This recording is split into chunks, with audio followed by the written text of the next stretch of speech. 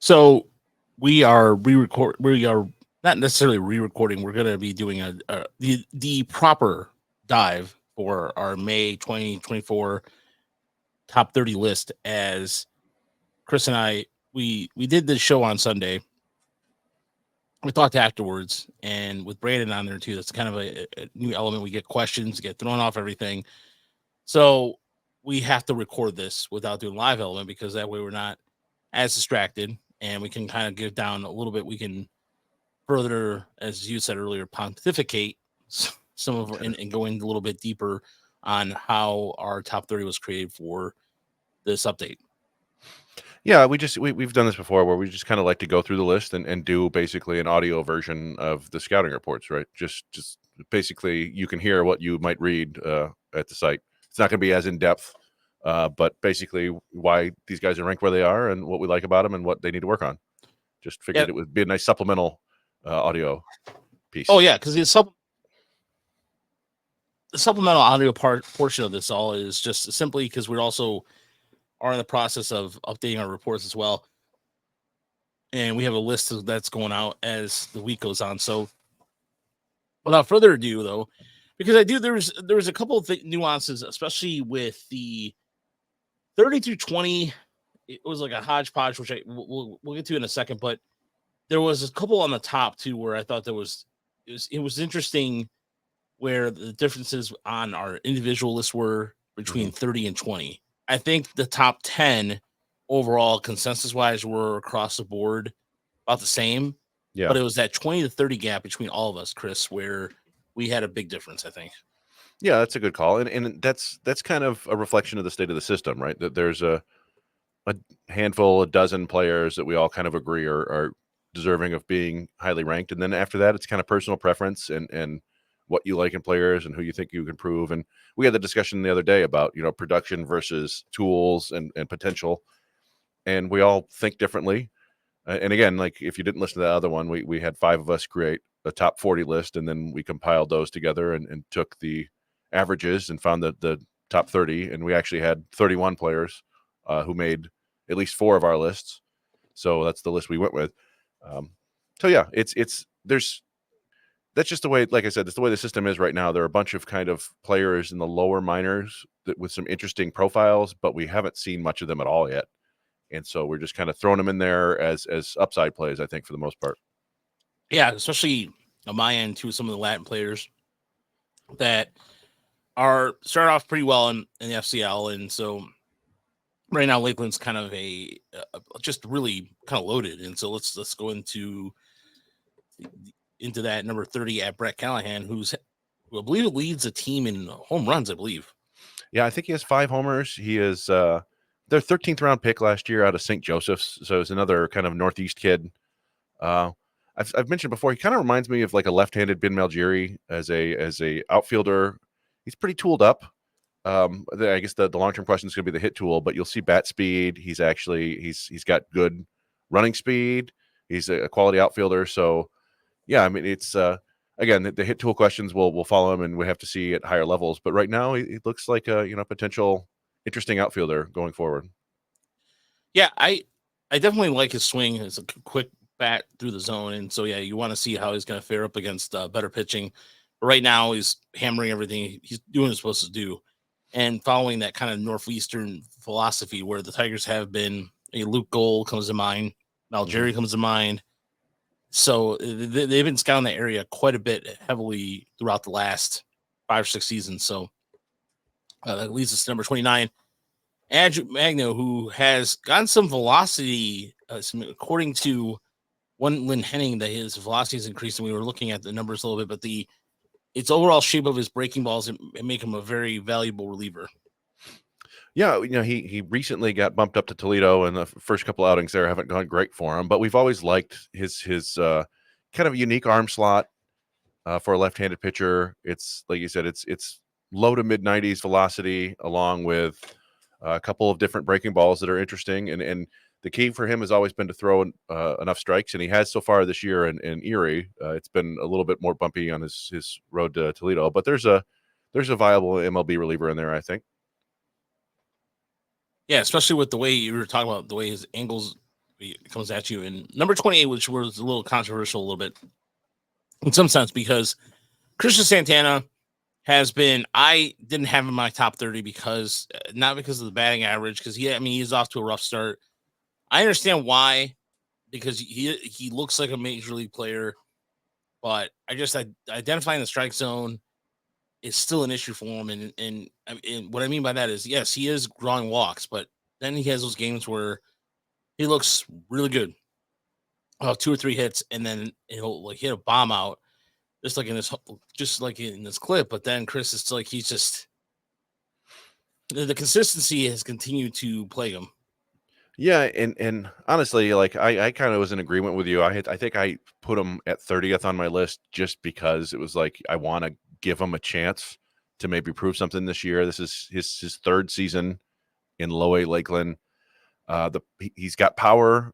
He's got some patience. It's almost passivity, I would say, at this point, with the amount of walks and that he'll take. And he doesn't, he strikes out a fair amount, but he just does not. You mentioned the touch on the batting average. He's hitting 143 this year. He hit 156 last year. He hit 215 the year before that. He doesn't hit the ball enough. It's a lot of pop-ups and fly balls, and it's a swing plane issue. If he can get that figured out, I think there's enough interesting tools there. I think he's more of a second baseman, third baseman than shortstop. But he's got these next couple of months to figure it out, or else I think his prospect status is probably gone. I mean, he's still very young. He's 20. But when 3 years in Low A and not hitting, it's going to be tough. Yeah, and that's what makes it hard for me to. Is I've been patient with them, and I'm trying to be patient with a lot of the Latin players, and there's some further up the list we'll get to a little later. Number 27 comes in, or excuse me, number 27 is Blake Dickerson, who the Tigers picked up in February for the Padres for cash. Kind of all rims out there right now. He's in the FCL. But there's the spin rate, as you can see right there on the screen. There's some reasons why the Tigers like this guy. And the original clip I used was Harris talking about what they've been tracking him for quite some time. Yeah, I mean, there's a clip that I just found tonight. It's been out there on YouTube. This is from the 2022 Perfect Game Showcase that we're watching right now. And actually, our friend of the show, Brian Sikowski, was the color commentator on this. It's like an 11-hour video on YouTube, and this was like the 4th game. But yeah, he was on the showcase circuit. He wasn't necessarily one of the top players there, but he's a 6'6" lefty with low 90s velocity. This is again, this is almost 2 years ago, so he may have gained some more. That's one of the things we haven't seen him in person at all, not even on video. So we don't really know what he's looking like now. But 2 years ago, it was a low 90s fastball, pretty easy for a guy his size, 6'6", like I said, lefty. Showed some feel for a breaking ball with a little bit of depth to it, not a ton of sweep. But that's it. Yeah, it's a young guy with a lot of projection and a decent fastball, and he seems to command it pretty well. He's in some ways he's the opposite of, I believe, the next player on the list, Paul Wilson, who's another lefty who we can talk about in a minute. But and that interesting projection arm in the system, and we'll obviously be keeping track on him. But it's hard to say what he's going to be right now. Yeah, it could be a reliever, it could be a starter. Yeah, it's too raw right now. So the next guy actually on our list is Carson Rucker at number 26. Oh, no. But actually, yeah, because Paul Wilson's at number 21. We'll get to him. We'll get to him eventually. Didn't realize he was that high. Yeah. Yeah. So again, we're talking young guys down in the FCL, and Rucker was their 4th-round pick last year. Kid out of Tennessee. He wasn't really on the showcase circuit.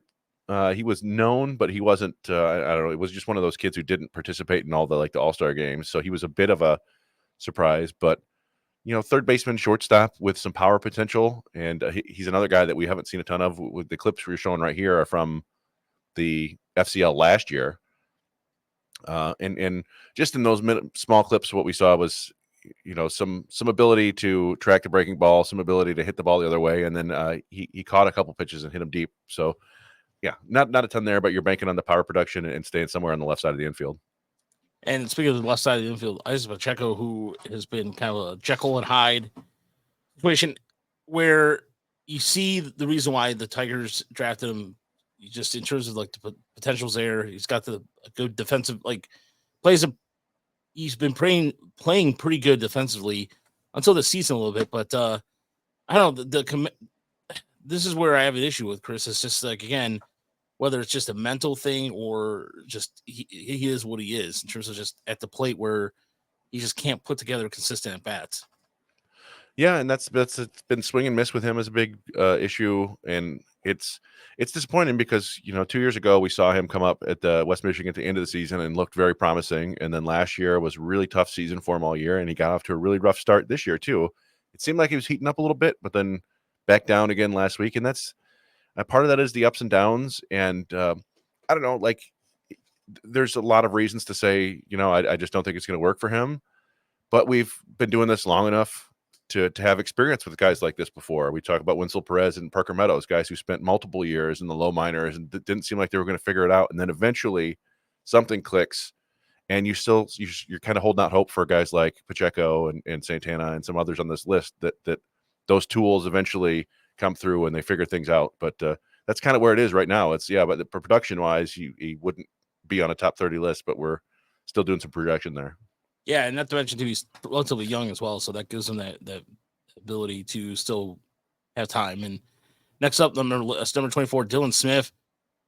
Surprised to see him at high A a little bit, but he's been injured a little bit, so it kind of makes sense. This is the ability for him to get some starts and get into.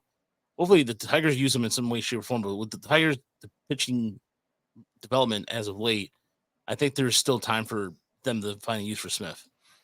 Yeah, and he was a guy that I was relatively high on the last couple of years, and then last year was a little bit of a lost season for him. You mentioned the injuries, and he was bouncing around a little bit. And this year, as you said, it was kind of surprised to see him back in West Michigan. And he's had these kind of odd starts where he's not given up a ton of runs, but there's a fair amount of walks.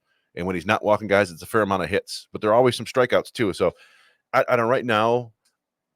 I'm projecting him probably as a future in the bullpen, just based on his age and like this is where he already is in his out of college. Like would have to be protected on the 40-man roster after the season, and I don't project him to be, but it's a solid mid-90s fastball. He's touched higher in shorter stints. He's got a pretty good slider, a solid curve, and he also has a split change. So he's got all the pitches. It's just about throwing more strikes, and I'm thinking maybe that'll all play up a little bit out of the bullpen. Yeah, it makes sense. It allows you to air it out a little bit, and the ability to face less damage where he's not going through the line once or twice. Yeah. So Gage Workman, this is a classic example. We mentioned this on Sunday, capturing a moment, if you will. There's like, for example, last year, a couple of guys in our May list were not like Justice Big B, like Gibson Long. I don't think Gibson Long was on our May update last year either. And Gage Workman's back on the list, although he did go 2 for 23 in Harrisburg. Still, he's been showing quite a bit at the plate this year and putting together some good at bats. Yeah, and he's another guy who's always had all the tools, and the hitting just wasn't there. And early, at least in April, he was showing signs of progress with the hit tool and taking more walks, striking out far less. May has been a bit of a regression there. That's another one where you're kind of crossing your fingers that he's just in a slump right now, and he's going to get back to where he was. But again, yeah, like that's the state of the system now, where you have these kind of toolsy guys. Number 30 is Brett Callahan. We're just kind of doing our updates based on how they're playing right now. Like, who's been really good in May is Trey Cruz. But we were doing this list like last week, and it wasn't quite clear yet, and it's just the way it is. So like you said, I think Workman's tools are better than Cruz's overall. I think there's a little more power, a little more speed, a little more defensive ability. But yeah, I don't know. That's where we're at right now in the system. Is Workman has worked his way back into the top 30. And it's interesting too about you were talking about Cruz too. Cruz was on a list at one point too as well. So it's not just I do find it interesting how this is why what I love about the list right here is that there's some names on there that will probably come and go, and they're still in the system and they're still valuable pieces. It's just capturing them in a moment, if you will. And it sounds like some sort of cliche song, but I believe it is. But either way, and Cruz got votes again this time, right? He just didn't happen to make the top 30. So coming in, and this is I'm saving this for you, Chris, because this is all for you, and that is Mr. Paul Wilson. And I got his start here that we were able to capture against the Yeah. Phils. Yeah, we talked about this the other week when after this happened, and when I compared him to Dickerson, is because Dickerson seemed to have no trouble throwing his fastball for strikes after an initial like shaky batter, but didn't seem to show much in terms of secondary stuff. Whereas Wilson, so far in the walk numbers in his first few FCL outings seem to indicate this is true. It doesn't seem to have much feel for his fastball at all, which is kind of worrisome. On the other hand, he does seem to have feel for two breaking balls and a changeup, which is nice, you know. And when he does throw his fastball, it's 90 to 93 or so. So it's enough to work with there, and he's got projection. Again, he's a 19-year-old, but they really got to get that fastball command, even control, figured out at some point, or else it's going to be tough for him to advance because you can't live, you know, missing your spot by 2 feet, which is you see in this video. He does a number of times with the fastball. But again, you see flashes with the breaking stuff. And he is a son of former major league pitcher Paul Wilson, so that pedigree does help out quite a bit. And so I think that it's just gonna be, like I said, the age is definitely the case here. He was projected to go to Oregon State, I believe. Is that correct? That sounds about right. Yeah, I know he was a Pacific Northwest kid, so I'd believe that. Yeah, but they gave him close to $2 million to sign, and you see the flashes or the upside. It's just that the fastball is the release point is not consistent at all. Yeah. Just no sooner you said that he just hits being the kid there. Yeah. But, so, but then you'll see it like, you know, he'll drop in a short slider. He'll throw a loop, like a sharp curve. He'll drop, you know, I don't know. There's potential there, but he's gonna be a development project. And another person who was not on our list at all last year, about the same time, this Luke Gold, who has been a very consistent at bat for West Michigan, although tonight would have been a little different as they got trounced by Lake County tonight. But Luke Gold has been defensively. This is where, I mean, I think he'd be higher if his defense rated out a little better. Wouldn't you agree, Chris? Yeah, I think so. I think it's also the aspect that, you know, he's a college guy beaten up in high A. You know, we, as you always like to say, you know, we want to see these guys do it double A before we really believe that they can keep going. And but he's right now he's been the most productive power hitter in the system. I think he's got 9 home runs. It seems like every time Jace Young hits a home run to catch up to him, Gold hits a home run like 10 minutes later. And it's a pretty much dead pull approach. He you know, leg lift. He's looking to turn and crush the ball to his pull side, which is it's kind of it's relatively unique in the system actually. But I don't know. I mean, the power's there, and he's a decent athlete. He's stolen a handful of bases. I worry a little bit about the hit tool, particularly in Double A and above, when he starts seeing more advanced breaking balls. And like you said, the defense is rough. They've played him at second base. They played him at third base. They played him at first base. They played him in the outfield corners. He hasn't looked better than below average at any one of those positions. So he may be like the kind of classic Ryan Rayburn utility guy who he plays everywhere because he's got no single position that's great. But if he can hit, then they can use him. So we'll keep an eye on him. And I would think that he'll get up to Erie at some point this year. Yeah. And speaking of Erie, by the way, Lockhart, junior number 20, who got called up to Toledo at 1.2. He's been the glue of the Seawolves staff in terms of just going in there and being one of the most consistent starters the last couple seasons. And I think the biggest takeaway for me, and why, again, this is another guy who was on our list. He came in on our list at number 30. He's now risen up a couple spots because he continues to show the ability to just get strikeouts. Yeah, and you wrote a scouting report, and it's a sneaky fastball, I'd say, in the low 90s. He'll get up to, I think, 94, but it's mostly like 89, 92. But he's got a pair of breaking balls that are really interesting, and he knows how to mix and match them. And then he has that split change that he's been developing. I don't know how often he throws it, but he was working on it last year, and I'm sure he's throwing it more. He had a rough debut, I think, up there in Toledo this year, but it was more like, you know, you see this sometimes when guys move up a level. I think he wasn't necessarily trusting his stuff and or wasn't prepared for the automated ball and strike system, because what caused his issues, I think he walked 5 people, which is just, we haven't seen that from him at all in Double A. So I think it's just him. He'll need to adjust a little bit, but yeah, I mean, he's got that look of a potential number 5 starter or swingman in the big leagues if he can continue to do in AAA what he did in Double A. Yeah, no doubt, especially with the ability to take what the Tigers gave him with the split finger change, and I think he was working with lefties on there. It's been a good effective pitch with that, and the ability to hit that back foot on the righties does Yeah. definitely help. And Coming the in at 0-2 number pitch, how to 19 Anderson. is Max Anderson, who's been just mashing the ball, doing what he's supposed to do at high A out of college after leading the Big Ten in hitting, and solid defensively. He's not been bad either. He's just there. Yeah, I mean, you don't want to be negative, but he's limited defensively, but he's been fine at second base. And we've talked before that he played some first base in college too, and you could see that being an option for him down the road. He's really kind of an interesting profile from all the stuff about Scott Harris and controlling the strike zone, and everybody's always kind of taken that to mean like, okay, guys who draw a ton of walks, like Justin Henry Malloy. And Anderson isn't necessarily that guy. He's just a guy who doesn't swing and miss much. He doesn't walk much at all, but he also doesn't strike out a ton, and he puts the bat on the ball. And I remember when we first saw him, I compared his swing a little bit to Andre Lipsius because it just seemed like there was he'd just shoot the ball to the opposite field. And I wasn't crazy about it at first, but the more I watch him, the more I like him, which is kind of reminiscent of Andre Lipsius. Like you watch him and you go, hey, this I know he keeps doing this. And then the thing with Anderson is that every now and then he'll just hit an absolute bomb.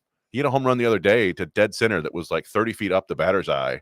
I was like, good Lord. And it didn't look like he swung that hard at all. So he's got some pop in the bat.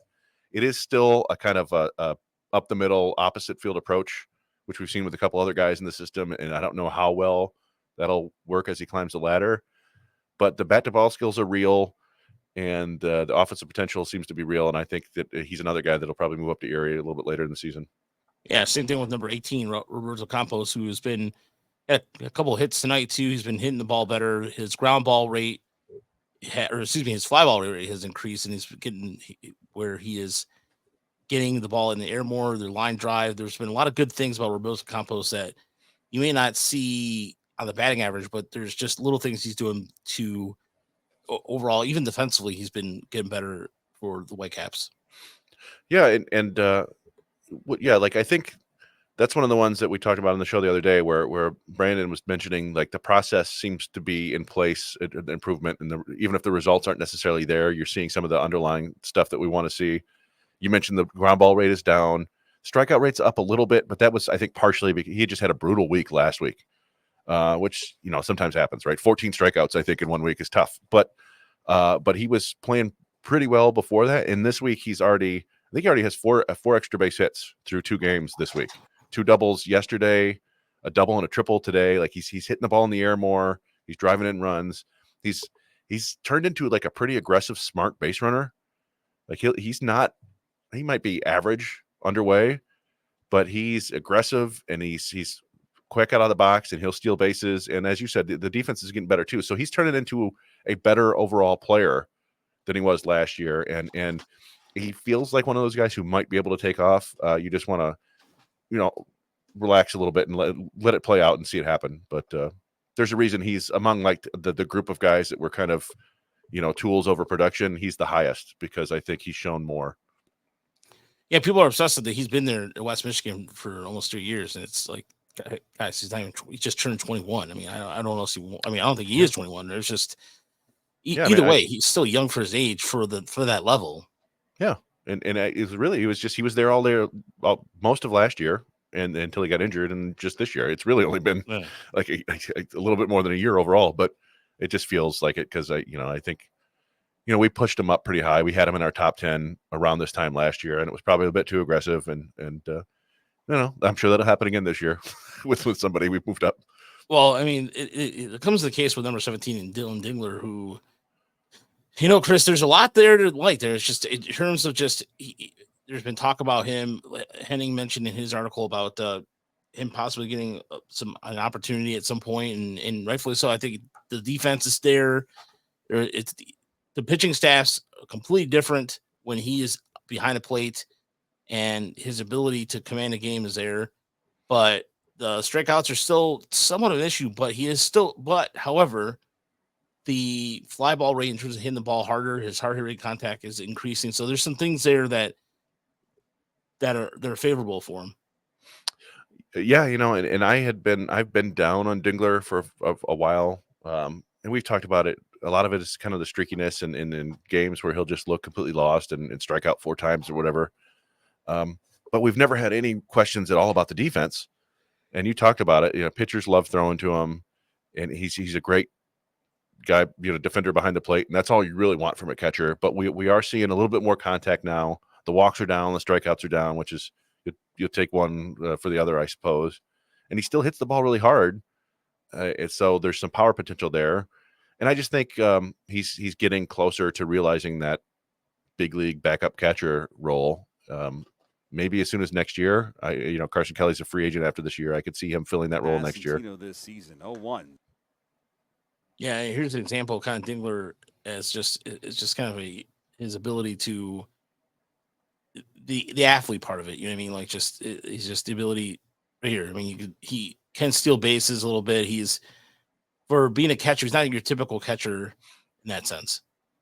Yeah, we've always liked the physical tools. He's like a below average runner, but he's above average for a catcher. The arm is really strong. The defense is good. The power potential's there. It was always been about the hit tool and getting the bat on the ball, and he's doing that more now in AAA. So I actually had him, I think, all the way up at 11, which is higher than I've had him in years and years.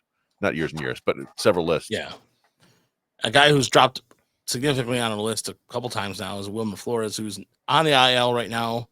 Was there a reason for that? Did they say anything? Because I didn't see anything. I still haven't heard. I didn't go back and look to see like his last outing, but I mean, he's been a real roller coaster for us. He looked like a potential strong starting pitcher last year. Everything kind of regressed a little bit. Then this spring, he was throwing way harder with a couple of interesting breaking balls. Seemed like he was having a hard time harnessing the breaking balls from his whatever new thing he was doing to get the more velocity. And then since he's been in Toledo, the velocity has fluctuated. The strikes haven't been there. He's been giving up runs. It's a really strange, I mean, he would in the spring, he looked like a potential future closer even. I think you wrote an article about him being a potential reliever soon. And he's just slowly adjusting to that new role, it seems. And it's hard to get a grip on where to rank him now. Yeah, because you're not really sure what he's going to be. I mean, the Tigers have put him in this weird situation where he's like a 3-inning guy, and so it's like this. Do they still think he's a starter? I don't know. He's still laboring a little bit through appearances as well, where he's just over pitching, and then you see you'll see a clean line where you have like 4 or 5 strikeouts in 2 innings of work. But then there'll be a start where there'll be appearance where he just gets hammered, like he's just stuff that hangs over the middle and just gets clobbered. Yeah, but I mean that's why he is where he is now. He's right in the middle of our top 30. And there was an interesting stat here. Brian Hurdler's slider, Chris. He's coming in at 15. Yeah, it's his slider is an elite pitch for him in AAA at least. He's got 57% swing and miss rate on the slider. Batters are hitting like 0.50 against it with an expected batting average that's even lower. It's just a dominant pitch for him. The problem for him is that his fastball and his sinker are both very hittable. His changeup is solid too, and that's been a good weapon for him. But he definitely is going to have to be one of those guys who kind of pitches backwards all the time. And again, we talk about it that he's got the potential to be a starter, but probably not in the system the way it's currently constituted. But if you've got a situation where you've got a bunch of lefties in the lineup and Herder is in the bullpen, I mean he's going to get those guys out more times than not because he's just death on lefties. Yeah, and that's where he kind of fits that swing role too, where he was potentially see that too. And Leonard, who I believe is he starting? Or is he in the comeback trail yet? Yeah, he had his first rehab outing yesterday, I believe, down in Lakeland. I don't know if he did anything in particular, but he seems he's coming back from some sort of oblique midsection injury, and so that's good to get him back. He was kind of one of the stars of spring training, right, along with Parker Meadows. And that that people soured on that pretty quickly. So, but yeah, Leonard is a guy who hits the ball really hard. He hits it pretty consistently. I think we were making some comparisons to maybe Willie Castro. I don't know if he's quite as twitchy as Willie Castro, but yeah, you hope that he can come back and get to hitting in Toledo, and because he could be another potential Winslow Perez type bat who comes up and makes an impact instantly. I don't think he controls the zone quite as well as Perez, but there's more sock in the bat for sure. Yeah, and there's one thing about him too that I think is a little better than in the Castro too. Castro had really good speed, Yeah, but I think with Leonard, I think he's a better base runner overall. If that makes any sense. Like he doesn't. It seems like there's just like he makes smarter decisions on the pen. Not that Willie Castro does not, but I just thought that overall is better baseball instincts. yeah. So number 13 is Justice Bigby, who's you look at the batted ball data, it's good and it's starting to get better in Toledo, and he fits that position where you don't know if he's in the outfield, whether he's going to be, but if he could just continue to hit like he has been, he's an interesting position, Chris, because the way that he's another guy with a not defined position. Yeah, and he hits the ball hard. He hits it. It's still the same batted ball profile we saw last year, where it's almost always to the opposite field, which is it's an interesting batted ball profile to say the least. You don't see a lot of big leaguers hit like that, and it limits his over the fence power, which is going to be a big deal for him going forward because he's most likely a corner outfielder, and if he's not a corner outfielder, I mean he played first base I think when he was early in pro ball. So either way, he's going to need to hit a few more home runs or just become an absolute doubles monster, like a right-handed Mark Grace or something like that, and hit 50 doubles a year. But yeah, it's another guy who you love the batted ball data. He doesn't swing and miss a ton. And so you hope that at some point he can learn to turn on the ball a little bit more and start sending more over the fence. Yeah, you hope so, because I mean that's just going to be something where it's going to help him become necessarily more of a power hitter than a line drive hitter, because right now the Tigers seem like have those kind of like is it tweener the right word, Chris? Yeah, I mean, I think you could say that. Like honestly, that there's not a huge difference between Big B swing and like Matt Vierling's swing.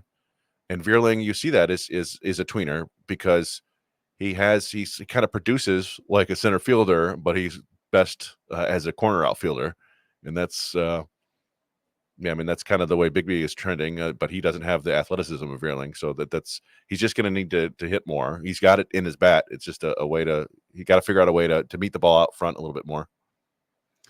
Yeah, and from there also, I think that'll just help him find a position for sure. Because at some point, if you can find a position to have him play, then just like you were saying earlier with Ryan Rayburn reference, if you can hit, they'll find a place to play for him. So coming in at number 12 is Hayu Lee, who has been working on his speed a little bit, has been pretty much the focal point of. Is it safe to say he's been the focal point of Erie's offense this year because of lack of outside of Workman? He's been the only other Erie's consistent hitter. Yeah, I mean it's they've had. I think consistency is the key there. He's been consistently solid all year. He hasn't really broken out in a huge way. He hasn't gone through any pronounced slumps so far that I've seen. Whereas like Chris Myers has been hot lately, and Trey Cruz has been hot lately, and Workman was hot earlier, and Brady Allen has had his ups and downs. But yeah, it's with Hayu Lee, it's just a really well-rounded player. So far, like he's hitting 250, but there's a little bit of power there. There's a little bit of speed, like you said. He's a solid defender at second base. He's played some third, I think, as well. I don't know if he's played short this year. He has a pretty good arm. Just seems like a heady, fundamental player, and he's young. He is what I'm looking right now. He turned 21 3 months ago, so he's gonna be 21 all year in Double A, playing pretty well. We mentioned that in the other pod. Like he's currently his WRC plus is above 123 or 4 21-year-olds, and two of the other ones are top 100 prospects. So, in Marcelo Meyer and Brady House. So he's in good company right now, and yeah, he's like I said, it's just a well-rounded player right now, and got the potential to be an everyday regular at second base, I think. Yeah, and the also defensively, I think he grades out better than when I originally thought too. Yeah, and again, that's one of those things where it's tough for us to tell unless you watch a ton of games. You see a guy and see him make a play over and over again. You go, okay, this is actually better than I thought, and that's just you just have to watch it, really. Yeah, this is a guy too who the Tigers got for pretty much essentially the services of one. Why am I drawing a blank all of a sudden? Michael Lorenzen? Yeah, Michael Lorenzen. Thank you. I don't know why I Yeah. was trying. Who's not? Is he currently pitching right now? I believe he's in the Rangers. I don't know if he's injured or not, but I think he's in the Rangers. But yeah, he's around. So Sawyer Gibson Long's at number 11. He's out for the year, but still worth mentioning. He is a guy who, if it wasn't for injuries, he'd probably be alongside Matt Manning consideration for that rotation spot right now, the 6-man spot. So Yeah, we probably would. You're right. We probably would have seen him at least a handful of times this year. Maybe not a handful, but once or twice this year. I dropped him down lower than anybody else in the system just because Tommy John is in. It's basically a routine surgery now, right? And he's getting the one with the internal brace, which the recovery time isn't as long. But still, like anytime somebody goes out for a year, it's probably not going to be until next June or July when we see him on the mound again. And then we've talked many times before about kind of the bumps in the road coming back from getting your command back, and then at that point, I think he's going to be close to 28 or 29 years old.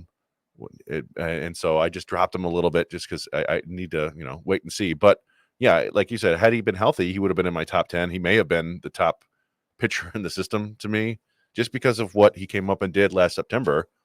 Had a couple pretty outstanding starts in the big leagues, really, dominating with that slider and changeup. And, he's another guy who kind of pitched backwards, but figured it out last year. We'll give you a quick look. yeah, and you're hoping that it's just like I said, if you can come back that same way, because I believe there's a valuable pitcher there that could help out the Tigers next year.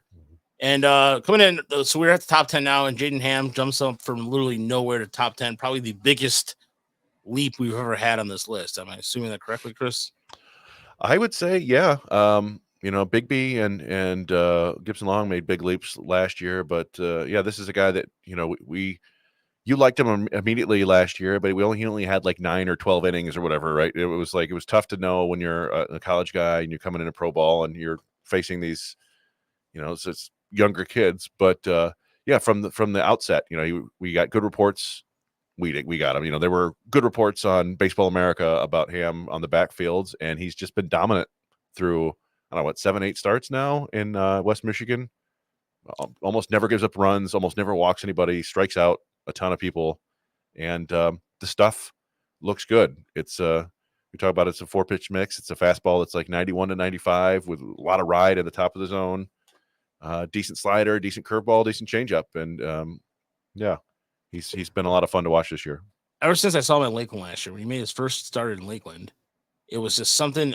What stood out to me was his poise on the mound. Because usually when you see a Flying Tiger starter first makes their first appearance from college, if they come over from the FSL pretty quickly, that's like, okay, well, that's either because they might need a pitcher or not. But he came out there, he just was like, just the command was just something like I hadn't seen any other pitcher last year who started for the Flying Tigers who looked just as good in their debut as Jaden Hamm did. And I mean, it was just, I'm not saying like it was like Hall of Fame worthy or something like that. It's just it stood out because among let's not mince any words here. The Flying Tigers last year struggled with starting pitching last year, and Ham went in there and literally went ham. Yeah, yeah. No, he's very promising, and again, he's another guy that we would expect at some point to see Erie, probably in the relatively near future. But speaking of Erie, a starter who's his first year in Erie is Troy Melton, who's gone out there and learning the pitch in Double-A. His first couple starts were a little rough, but it seems like his command's getting better. He's starting to figure out what he can get away with and what works for him at that level. Yeah, it's he is relatively new to pitching, as it were. I think he pitched in college, of course, but he was mostly a catcher, I think, in high school. And he just got a prototypical starter's build. He's another guy with 4 legit pitches, and he's got a fastball. He's kind of a slider and like more of a knuckle curve, I think, and then a solid changeup, and just good operation, short arm stroke, lots of strikes, mixes the pitch as well. And I think, like to your point, he's just still kind of learning the craft a little bit, learning how to mix and match. But he also seems kind of like a sponge in terms of learning how to do this. Remember, you interviewed him when you went out to Erie, and he seemed to have a pretty good understanding of what what he was trying to do, what he wasn't accomplishing, what he needed to do better. And so, yeah, I've got a pretty good feeling about Melton continuing to get better over the next couple of years. I do too, and there was something I picked up on when he was talking to him is that he's very intelligent man, a very intelligent young man. He just the ability to sit there and go back. And this today, I mentioned his first start at when we saw him against down in South Bend, and how he was that Cubs lineup he had. There was a couple of guys who could really mash the ball, and he was able to in the game kind of figure out exactly what he was doing wrong. And it was a start where he was kind of you saw it like the ability to be adaptable. But the one thing that always stands out to me, Chris, is like that kind of like that almost like he taps his glove as he's set there, as he's going down or as he's throwing the ball down.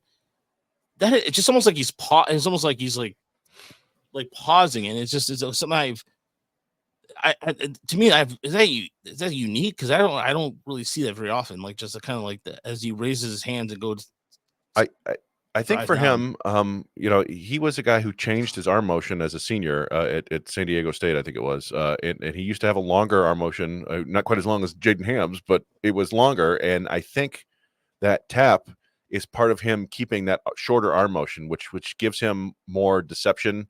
He really just kind of holds his arm up and then rocks and fires. It's not a really long arm swing at all, and so I think that tap is just making sure he keeps his arm there. Number 7, by the way, is Ty Madden, who has been it's his last name is fitting for him sometimes too because Madden has been his first couple starts at Toledo seemed like he was kind of getting roughed up, but he figured out as of late, and the ability now to get lefties out has been his big thing, and he's been rising up because of that.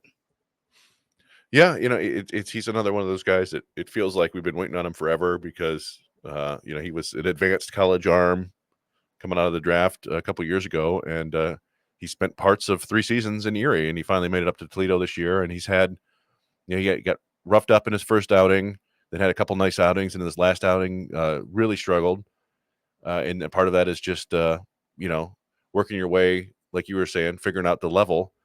But yeah, I mean, he's a guy with 5 pitches. He's got fastball, slider, cutter, curve, split change, and he'll throw them all the time. And he's just the guy for me that has always been just a little too inconsistent. But when you see him pop, it really looks great. It's just there's like 3 or 4 of those outings every year, and like 3 or 4 that are absolute train wrecks, and then another 20 or 15 or 20 that are just kind of somewhere in between. And if you could just get closer to that ceiling, he'd look like a bona fide member of the rotation. As it stands now, I don't really know. I have a hard time projecting him. He seems like he could be anywhere from a number 3 starter to like a long reliever. Yeah, almost like that. You don't want to. I'm not gonna put him in the Bo Burrows category or anything like that because I think he's way better than that. But just we saw him last year in postseason against Richmond in the Double A for the Eastern League playoffs. That was like Ty Madden #1 starter. That's like Ty Madden, University of Texas, feeling it, knowing that he's the man. And that's where, like, yeah, that's what I'm saying. Like, it's frustrating sometimes because then there's times where he almost gets too, I don't want to say fastball happy, but gets sometimes just throws the same 2 pitch and just gets kind of, and I hate to say Matt Manning, but that's how it happens to Manning sometimes. Mm-hmm. So, Kyler Montero, who somebody on Twitter, oh no, there's too high on the list. Well, first and foremost, you're not really paying attention if you are just examining his last couple starts. Yes, he is struggling. Yes, I understand where you're coming with it, but also you're wrong because Montero has a 4-pitch mix, and he again 3 levels last year. He had led the league in he led the minor league system, the Tigers minor league system in strikeouts.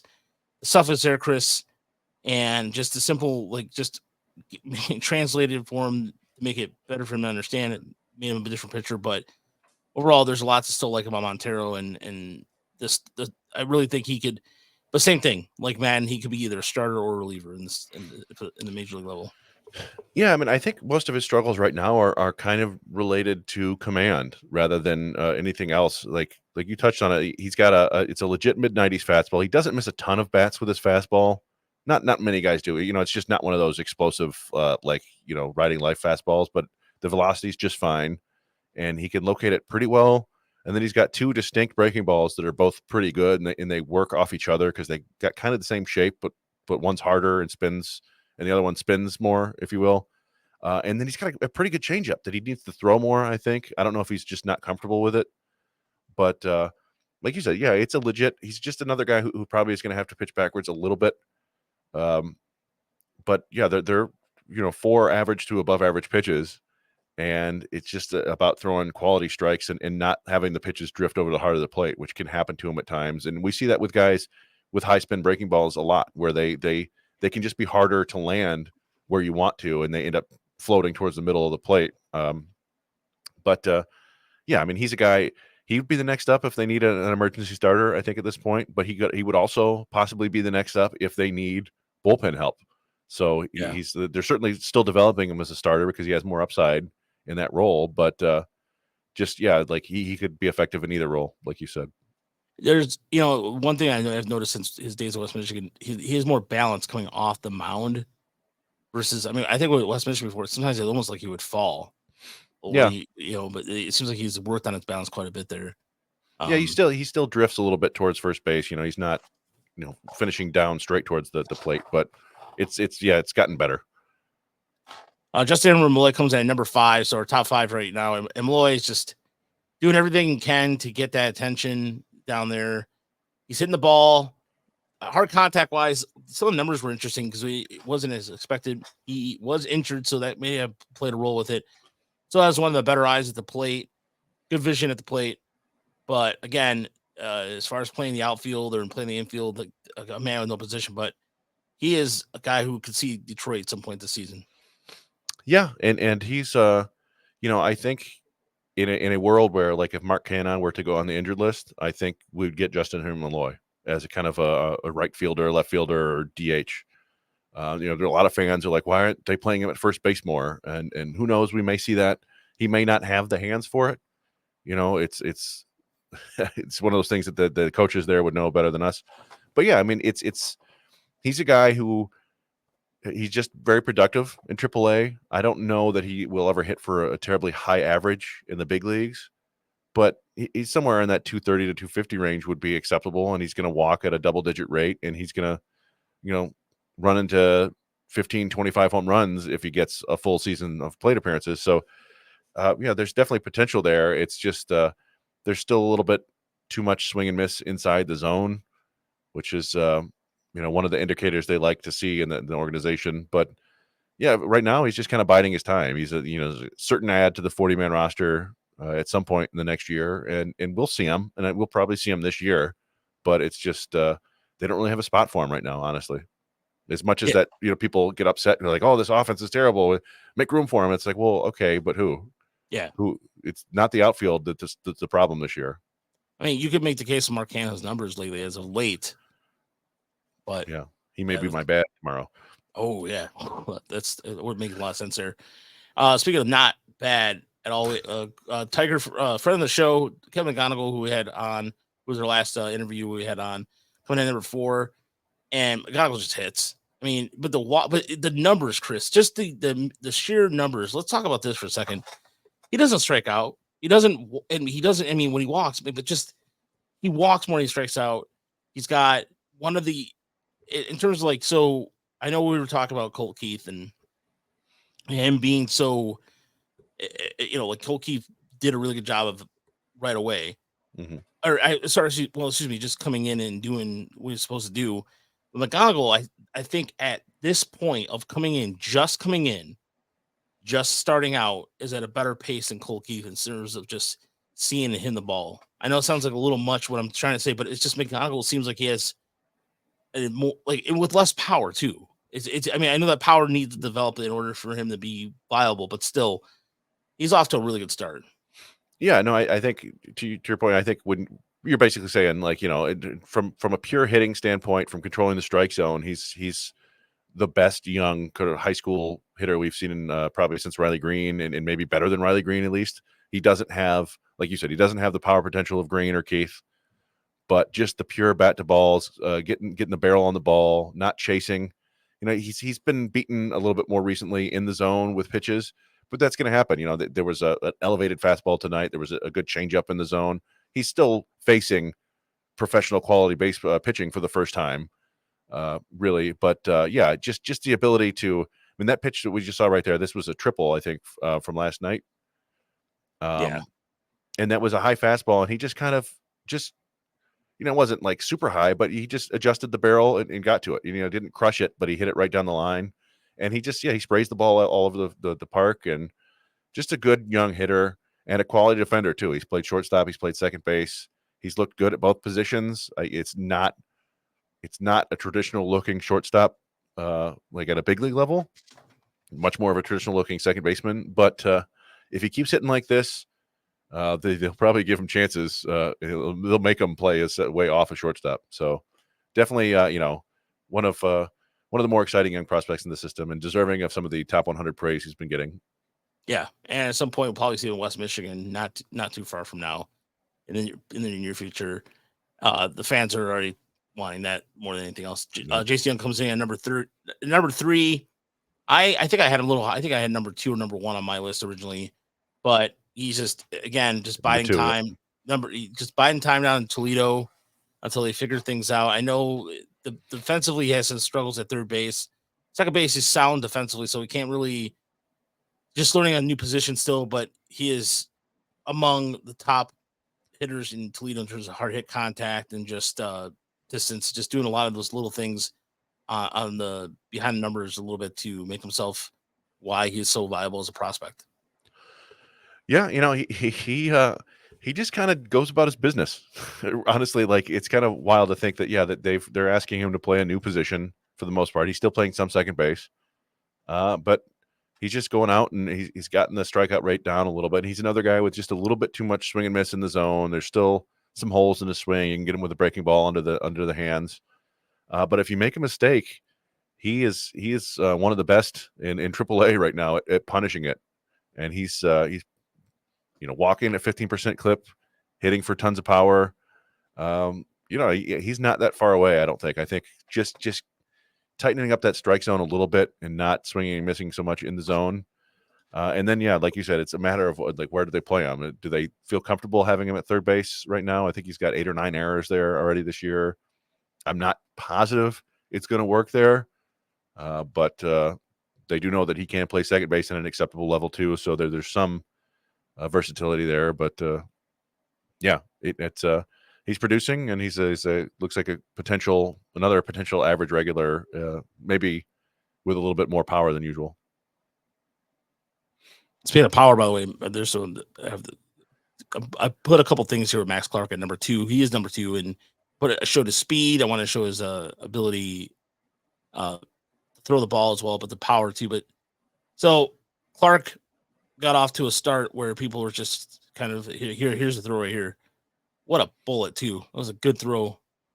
Got him down at second base, and Max Clark is a prospect that it was so funny about a month ago. Everybody was just like poo-pooing him already, even though it's just like a 30. It was like, chill the fuck out, guys. I'm sorry, my language, just like chill out. And then he's doing exactly what he's supposed to do now. And now everybody, it's like forgotten, kind of thing. And Clark is showing the ability to, but again, the event, like just the bat to ball skills here. Prime example that boom, just quick bat right there. Yeah, it's funny. In the other show, I said, I don't like his swing. I don't think it's going to produce power. And then later that day, he hits a second home run of the year, and he got a double or whatever. But yeah, what you're seeing, and I kind of stand by my remarks there. Like, there's still a little too much soft contact on the ground the other way. But what you're seeing is the flashes, right? Like, that was a mistake pitch, and he murdered it. And this next pitch is he took a ball away and went with it. And he did that again today. Didn't hit it hard, but just kind of dumped. I mean, that may have been from tonight. Actually, was that tonight? Yeah, that's tonight. Yeah. So that's his double. So he's showing feel to hit. He's shooting the ball around. We talked about before. He's a guy who definitely controls the strike zone well. The strikeout rate is up a little bit, but he's not swinging and missing a ton. And the speed is there. The defense is there. The arm is there. He got on base today. I think he got 3 hits tonight. One of them was like a little dribbler back to the mound, but his speed allows him to beat stuff like that out. And then he stole second base, and he was on second base as the tying run with a couple outs left, and then they just couldn't get him home. But yeah, he's going to impact the game in a ton of different ways. And like I said, he's a top 100 prospect in baseball for me. I just want to see him a little more consistent with the bat and the extra base hits before we really, I don't know, like I just said, he doesn't look like a top 20 prospect to me. He's a top 100 prospect, not a top 20. So take with that what you will. No, Chris. I mean, no, like I said, that's fair. I think that Max Clerk does a little bit.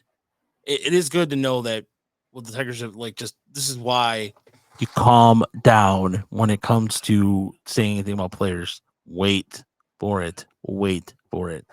Yeah, and like you said, we've seen the flashes of all of it, and just a little more consistency, and some of that is just through repetition, right? So it wouldn't shock me at all if he's just a dynamic, ideal leadoff hitter in 2-3 years. So yeah, it's it is something that to behold, though. At least that you could see those flashes of like the Corbin Carroll, like who the Tigers saw this weekend against Diamondbacks, which seems like a lifetime ago after getting spanked by the Royals. But I digress.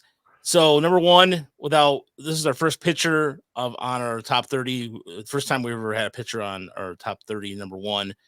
And Jackson Jobe is just like in a league of its own. The ability right now, he's injured, and it's frustrating because imagine, I think if he was out there right now, Erie would be in first place a little bit. Erie's still doing pretty well, but this is him in the Arizona Fall. Like just school is just his changeup, but it's the command of the command overall. You expect him to see him at some point. The Tigers implode some things a little bit. I saw some interesting numbers about Casey Mize from today about stuff plus and everything, but this guy, Jackson Jobe, just seems like he's just reaching a level where the Tigers are you don't waste your bullets, quote unquote, as they say. Yeah, I mean it's we've seen everything you want to see from Jackson Jobe. It's like this total package. He's bigger and stronger. He's now sitting 96 to 98. We saw him touch triple digits in the spring breakout game, or it wasn't spring breakout game, it was actual spring training game. He's shown beyond that, he's shown feel for modern pitch design, right? His fastball didn't have great shape when he got into pro ball, and he understands how to fix it, and he improved it to where it's a legitimate plus pitch in every way in terms of shape and speed and spin, all that stuff. And then he's got that breaking ball that's a legitimate 60 to 70 grade pitch. He's starting to get feel for throwing it on the front door to right-handed hitters where they have to give up on it because it's heading at their back pocket and it breaks over the heart of the plate. He can get it away for swings and misses. He can bury it for, back foot strikes on lefties. The changeup's a legitimate plus to plus pitch. And then he's got a cutter that's at least average. And tons of strikes. He ran into some strike throwing issues early this season, but some of that was bad umpiring. Some of that is just, the AA hitters aren't chasing as much, right? But it's all there. He needs to continue to refine the command, but mostly he just needs to stay healthy. That's the bummer. He's been injured twice now. Neither of them are arm injuries or shoulder injuries or elbow injuries. So you're not as concerned, but you just want to see him out there pitching because it's legitimate front of the rotation stuff at a big league level. And he's one of the very best pitchers in minor league baseball.